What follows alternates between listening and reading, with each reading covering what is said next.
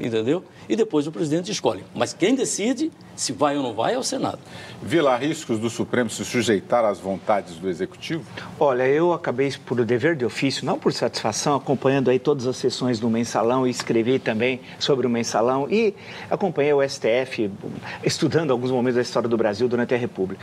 Né, o STF sempre, raramente cumpriu suas atribuições constitucionais de defender, por exemplo, as liberdades democráticas ao longo de mais de 100 anos de República. Porém, eu gostaria de pontuar algumas coisas. Primeiro, uma coisa foi o julgamento do Mensalão da sua primeira fase. Outra coisa foi a segunda fase. A segunda fase foi um escândalo, quando o STF virou um puxadinho do Palácio do Planalto. O sonho do PT é transformar o STF numa espécie de seu braço. E conseguiu, nomeando 2 ministros que alteraram o julgamento de formação de quadrilha num escândalo que tem de ser dito sempre para libertar a direção do PT.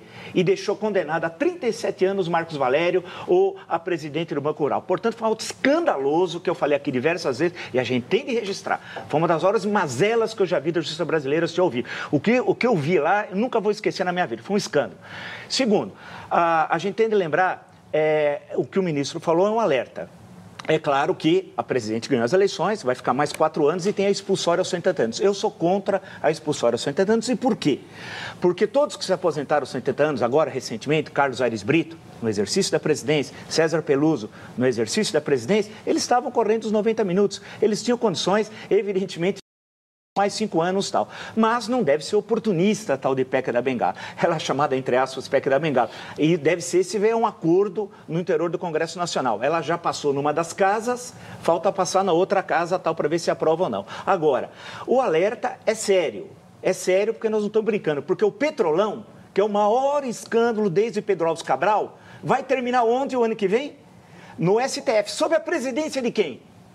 Ricardo Lewandowski, que começou sua carreira aqui em São Paulo sem concurso público, pelo 5º Constitucional. Chegou ao Tribunal de Alçada Criminal, depois ao Tribunal de Justiça e hoje está lá. E eu vi ele como, o papel que ele teve como revisor e me envergonhei durante o julgamento do Mensalão. Dias Toffoli, nomeado pelo PT, foi reprovado 2 vezes como juiz aqui em São Paulo no concurso. E foi nomeado ao topo da carreira. Portanto, esse alerta é sério. Pode se virar aquilo. O sonho do PT é transformar a Suprema Corte no seu puxadinho, mas não fará, porque nós estaremos aqui atentos e acho que o povo brasileiro mostrou na última eleição que não é bobo e é importantíssimo manter uma Suprema Corte séria e julgar o Petrolão com o Ricardo Lewandowski na presidência. Eu vou estar atento, eu vou estar de olho nele, espero que todos nós sejamos de olho, prestando atenção para que não seja aquela vergonha que foi a segunda fase do Mensalão. Liberta a direção do PT e deixa, quer dizer, o Mensalão foi feito por Marcos Valério, não foi feito por Zé Dirceu. 37 anos para um. Isso é justiça? Isso não, isso é palhaçada.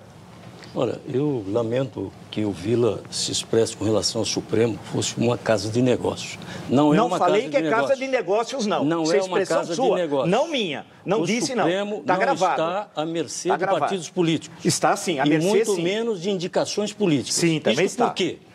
Porque se também forem analisados os votos dados no Supremo, para petistas ou não petistas, você vai ver que foram votos condenatórios. Condenatórios, Condenatórios. Por corrupção ativa e passiva, a grande maioria foi por unanimidade. 2 votos contra teve o Zé Dirceu, 3 votos contra a sua condenação por corrupção passiva teve esse ex-presidente da Câmara, o João Paulo Cunha. 2 votos teve... Delúbio Soares teve unanimidade na condenação e a grande maioria foi condenada por unanimidade, por corrupção ativa. Que dependência é essa que tem o Supremo do Poder Executivo ou de um partido? Se condenam os seus líderes por unanimidade por corrupção ativa. Agora, a pena por corrupção ativa é dimensionada dentro dos requisitos legais para serem dimensionados. Eu não posso dar a um condenado primário, seja em qualquer justiça que for, a pena máxima que existe na lei. Porque ele é primário, é um precedente que existe ao se analisar a configuração e a definição da pena. Então, não é verdade isso de que o Supremo vai ficar acabrestado. A demonstração no Mensalão, ao condenar esses nomes mais conhecidos do PT, José Genuíno, era o presidente do partido, foi condenado pelo Supremo por maioria absoluta, 2 votos contra. Então, eu não posso concordar. Aliás, eu acho que as instituições têm que ser respeitadas. Nós temos que cultivar nesse país o respeito às instituições, senão nós vamos acabar de novo numa ditadura que muitos querem. Eu não sei quem quer ditadura. Muitos querem ditadura. Eu quero liberdade, eu quero que o STF haja democraticamente. as instituições. Quem desmoraliza é o PT, querendo aparelhar a Suprema Corte Brasileira. Vamos deixar bem claro, é o PT que quer desmoralizar. É impossível. Aparelhar, eu já expliquei aqui que isso passa pelo Senado. Sonho autoritário. Não. É o sonho autoritário do PT. O PT está no poder há 12 anos. Que sonho é esse? Está no poder pelo voto controle direto. Social da mídia. Ganhou a eleição pelo voto direto em todas as eleições. Ganhou, a gente sabe como, injuriando, caluniando e difamando a campanha eleitoral, campanha eleitoral. Você não saiu da campanha ainda. Não, você não saiu da campanha ainda.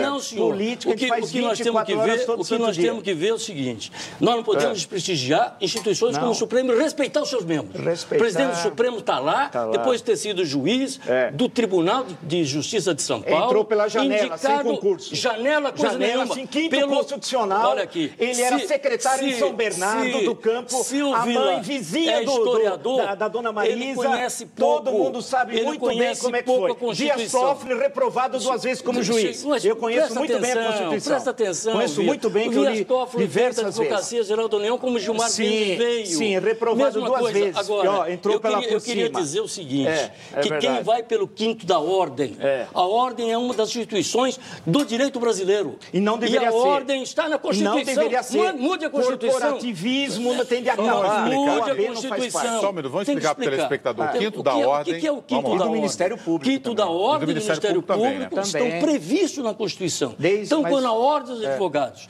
mediante o processo interno, indica nomes para serem escolhidos, esses nomes passam por um filtro na ordem dos advogados. Imagino. Isso não é entrar pela janela, não. A ordem dos advogados não é janela de ninguém. Não vem você fazer... Você pode assacar contra a ordem dos não advogados, quero assim foi que você assaca. Não é infâmia. Não existe isso. Você está fazendo eu sou um advogado, pertenço a essa classe. Não é questão de classe, é corporativismo, não pode. Não é corporativa coisa Isso foi a partir da Constituição de 1934. Tem que saber uma coisa. Não vamos assacar, falar isso, dizer coisa que eu não disse, nada disso. O indicado pelo Ministério Público, é errado. Indicado pelo tem que ser por concurso. São indicados que... Bom, quer mudar a Constituição? Se eleja e vai lá votar. Não. Agora tem a pé. Vamos à frente. Eu não estou fazendo campanha. Vila, vamos à frente. Vamos à frente.